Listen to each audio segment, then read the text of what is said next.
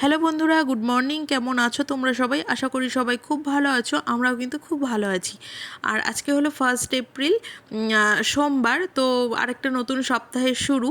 তো আজকে অনেকটাই সকাল সকাল ঘুম থেকে উঠেছি। ওঠার পরে এক গ্লাস গরম জল খেয়ে নিয়েছি সাথে লেবু দিয়ে। তারপর তোমাদের সাথে ব্লগটা শুরু করলাম। তো এখন প্রথমে যে চায়ের বাসনগুলো ছিল আর কি, সকালে যে চা খাওয়া হয়েছে, তো সেগুলোকে মেজে নিয়ে জায়গা মতো তুলে রাখছি। কারণ জায়গাটা খুব একটা তো বড় নয়, ছোটোর মধ্যে, তো আমার অসুবিধা হবে। তো সেই জন্য আগে থেকে সমস্ত গুছিয়ে নিলাম।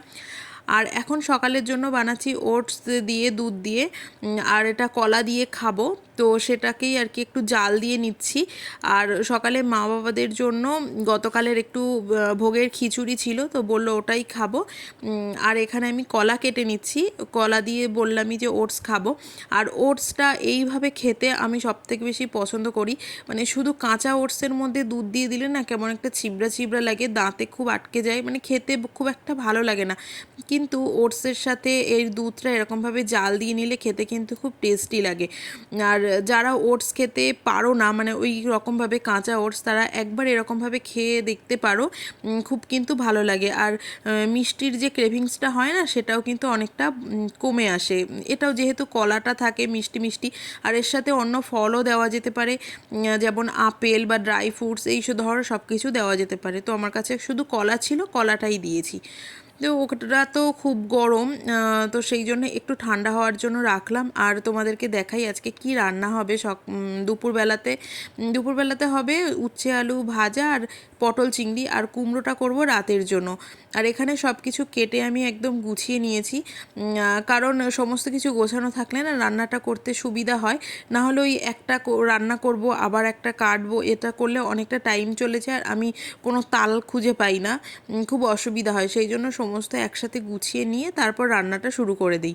এতে করে সময়টাও অনেকটা বাঁচে, আর মানে সুবিধা হয়, তাড়াতাড়ি হয়।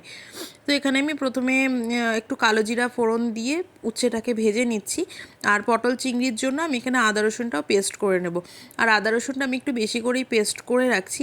একটু সাদা সর্ষের তেল আর অল্প একটু ভিনিগার দিয়ে 3-4 দিনের জন্য আমি একটু স্টোর করে রেখে দেবো। আর রান্না করতে করতে দেখি নুন শেষ হয়ে গেছে। আর নুন তো এমনই একটা জিনিস, রান্না হবেই না নুন ছাড়া, সে যতই ভালো মশলা দেওয়া হোক না কেন। সেই জন্য বরকে বললাম পাশের দোকান থেকে একটা নুনের প্যাকেট এনে দিল। আর আমার উচ্ছে আলু ভাজাটাও হয়ে গেছে। আর এখন আমি পটল চিংড়িটা করব। আর পটল চিংড়ির রেসিপিটা তোমাদের সাথে আমি শেয়ার করছি। খুবই অল্প কিছু, মানে একদম নর্মাল, মানে বিয়েবাড়ির স্টাইলে নয় এটা, কিন্তু ঘরোয়াভাবে এইভাবে রান্না করলে না খুব টেস্টি হবে। তো প্রথমে আমি আলু আর পটলটাকে একটু অল্প পরিমাণে তেল দিয়ে ভেজে নিচ্ছি, নুনও দিয়েছি।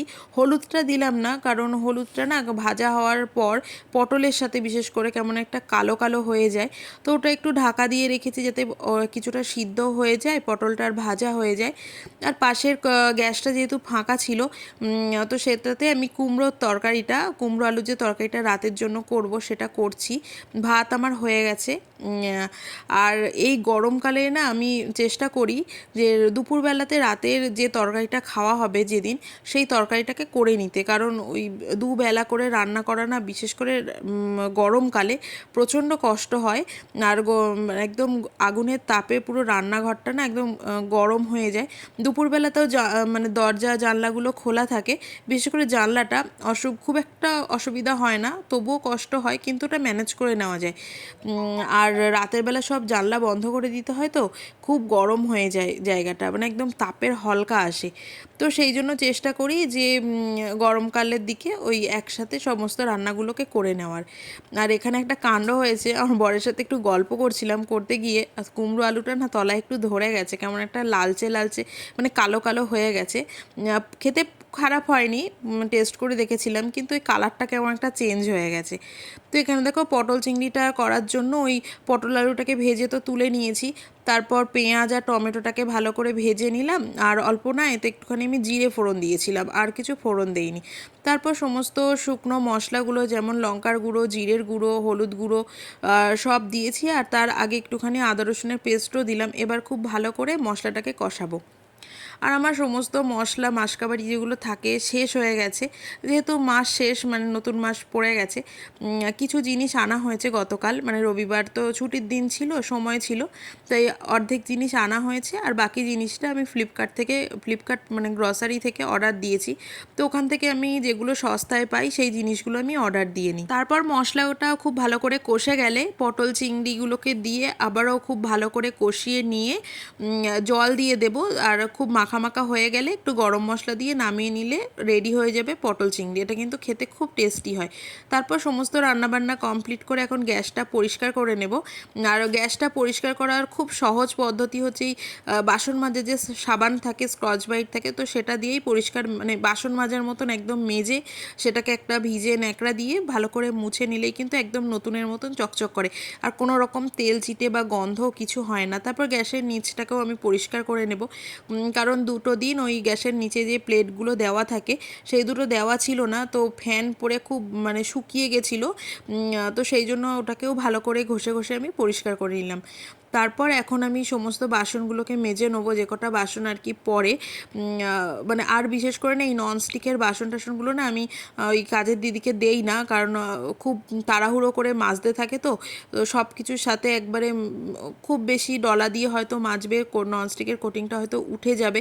আর দুটো দিন মেজেছিল তো সেরকম ধারে ধারে না সাদা সাদা হয়ে গেছিলো, তো সেই জন্য আমি বললাম ঠিক আছে আমিই মেজে নেবো। আর এগুলো তো একদমই হালকা বাসন, রাখার অতটা প্রয়োজন হয় না। আর এই ঝুড়ি টুড়িগুলো কী রাখবো, এগুলো তো আমার পরেও কাজে লাগে, তো সেই জন্য নিজেই চেষ্টা করি মেজে নিতে। তারপর বাসন মেজে রান্নাঘরটা মুছে আমি স্নান করে নিয়েছি। স্নান করে আমার পুজো দেওয়া হয়ে গেছে, আর পুজো দেওয়া হয়ে যাওয়ার পর এখন আমি ভাত বাড়বো, আমরা খেয়ে নেবো। খাওয়ার পর একেবারে বিকেল সন্ধ্যাবেলায় তোমাদের সাথে কথা বলছি। গুড ইভিনিং, এখন বাজে সন্ধ্যে 7টা। সন্ধ্যার চা বিস্কুট খেয়ে একটু বাইরে এসে দাঁড়িয়েছি, কারণ বাইরে প্রচণ্ড সুন্দর হাওয়া দিচ্ছে, বেশ ঠান্ডা ঠান্ডা, আর ঘরে ভীষণ গরম, থাকাই যাচ্ছে না। তো সেই জন্য বাইরে এসে দাঁড়ালাম, আর বাইরে মানে সবাই আছে আমাদের পাড়ার আর কি, মানে গলির সবাই এসে দাঁড়িয়েছে, গল্পও করছে, একটু দাঁড়িয়েছি। আর এসে দেখি এরকম দুটো বিড়াল বাচ্চা, এই দুটো বিড়াল বাচ্চা নাকি সকাল থেকে এইভাবেই রয়েছে এখানে।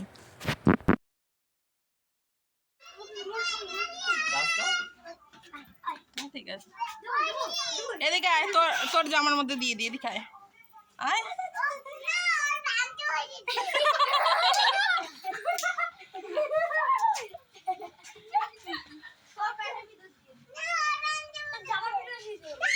আর এখানে সবাই বাচ্চারা খেলাধুলা করছে, আমরাও দাঁড়িয়ে আছি, গল্প করছিলাম। আর এই দুটো বিড়াল বাচ্চাকে না এই বাক্সটার মধ্যে রেখে দিয়েছি, কারণ ওই যেখানে ছিল চারিদিকে প্রচণ্ড মশা, মানে পুরো ছেকে ধরেছিল। আর এই ভিডিওটা হচ্ছে 2 দিন আগের ভিডিও, ওই বড় বিড়ালটারই মা, তোমাদের তো আগে দেখিয়েছি, ওর বিড়ালটার নাম কানু। তো সেই বাচ্চা দিয়েছে, আর সেদিন রাতে দেখি মানে 11টার সময় আমার রান্নাঘরের একদম তলার দিকে কোণার দিকে দেখি ওই বাচ্চা দুটোকে নিয়ে রেখেছে।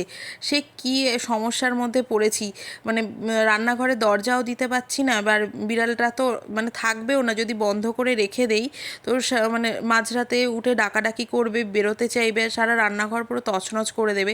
তো যাই হোক করে কোনো রকমভাবে বাচ্চাটাকে বের করে, মানে ওই মা বিড়ালটাকে আর কি বের করে একদম মানে বাইরে বের করে দিয়েছিলাম। তারপরে বাচ্চা দুটোকে ওই বাক্সটার মধ্যেই, ঘরের মধ্যেই রেখেছিলাম, কিন্তু তাও আর কি ও আর মানে সহ্য হলো না সেই জিনিসটা, ও মুখে করে বাইরে নিয়ে চলে গেছিলো।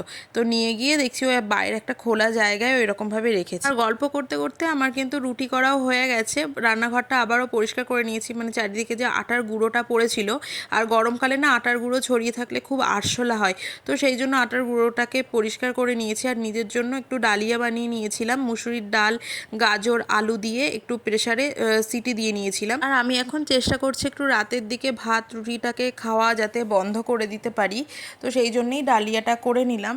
আর আজকে তাও খেতে খেতে 10টা বেজে গেছে, কিন্তু এই খাওয়াটা মানে রাতের খাওয়াটা 9টার মধ্যে যদি কমপ্লিট করা যায় তাহলে খুব ভালো হয়, মানে যত তাড়াতাড়ি করা যায় ততই ভালো। তবে আমার সমস্ত কাজকর্ম গুছিয়ে উঠতে উঠতে 9টাই বাজবে, এর কমে আর পারবো না, যদি কোনো দিন পারি তো সেটা ভালোই হয়। তো এখন দেখো আমরা দুজন খেয়ে নিচ্ছি, ও খাচ্ছে রুটি আর ওই কুমড়ো আলুর তরকারি যেটা দুপুরে করে রেখেছি। এখন রাতের খাওয়া দাওয়া কমপ্লিট করে মানে শুয়ে পড়বো আর কি, চলে এসেছি শুধু। আর এই যে মশারিও টাঙিয়ে দিয়েছি, ওই যে বসে আছে মহারাজ, তো এখন আর কি শুয়ে পড়বো, আর কিছুই না। আজকের ব্লগটা আমি এখানেই শেষ করব। আর এত গরম আজকে, মানে এই যে এসি চালানো স্টার্ট হয়ে গেছে। আর গতকালকে মানে চালিয়েছিলাম প্রথম, তো মানে মুখটা এত পরিমাণে টান ছিল, পুরো বিশেষ করে নাকের দুপাশটা মনে হচ্ছিল যেন ফেটে রক্ত বেরিয়ে আসবে। তো সেই জন্য আর কি একটা, আর মানে এমনিতে না গরমকালে আমি কোনো ময়শ্চারাইজার মাখতে পারি না, মানে প্রচণ্ড পরিমাণে স্কিনটা মানে অয়েলি হয়ে যায়, খুব বিরক্ত লাগে, আর পিম্পলস বেরিয়ে যায়। কিন্তু এখন যা অবস্থা, আর মানে বিশেষ করে যারা এসির মধ্যে থাকে তাদের একটু ওই ময়শ্চারাইজার না লাগিয়ে শুলে একটু অসুবিধাই হয়। তো আমিও কালকে সেটা ফিল করছিলাম। তো আজকে সেই জন্য একটা, মানে এই শীতকালে যে ময়শ্চারাইজারটা মাখি, এই যে তোমাদেরকে দেখাচ্ছি, এটা হচ্ছে একটা, না দাঁড়াও, এই যে এটা হচ্ছে একটা মেডিকেটেড মানে ময়শ্চারাইজার। এটা হচ্ছে ডিউ সফট। তো এটা ইউজ করছি, এটা মানে খুব ভালো, ভীষণ ভালো। 250 টাকা মতো দাম নিয়েছিল, ভীষণ ভালো। সারা শীতকাল মেখেছিলাম। আমার মানে সারা মানে প্রতি শীতকালে না মানে এত হয় ময়শ্চারাইজার মাখার পরও না এই সমস্ত জায়গা পুরো ফাটতে থাকে, কিন্তু এটা মাখার পর সেই অসুবিধা হয়নি। তোমাদের যারা ড্রাই স্কিনের প্রবলেম আছে, যারা এসিতে শো, তারা এই ময়শ্চারাইজারটা মাখতে পারো, ভীষণ ভালো। এটা আমি লোকাল মার্কেট, মানে লোকাল বলতে ওই বিভিন্ন মেডিকেটেড স্টোর, ফার্মেসিগুলো থাকে, সেখান থেকে পেয়ে যাবে তোমরা। অনলাইনে আমি সার্চ করেছিলাম, পাইনি। তো ঠিক আছে। তো এখন চলো, আজকের ভিডিওটা আমি এখানেই শেষ করছি। যদি আজকের ভিডিওটা ভালো লেগে থাকে তাহলে অবশ্যই লাইক, শেয়ার, কমেন্ট করে দিতে একদমই ভুলো না। আর আমার চ্যানেলে যারা নতুন আছে, আমার ভিডিওটা নতুন দেখছো, তারা অবশ্যই আমার চ্যানেলটাকে সাবস্ক্রাইব করে আমার পাশে থেকো। তাহলে আজকের মতন টাটা, দেখা হচ্ছে নেক্সট ভিডিওতে। ওই কিছু বলবা? Good night.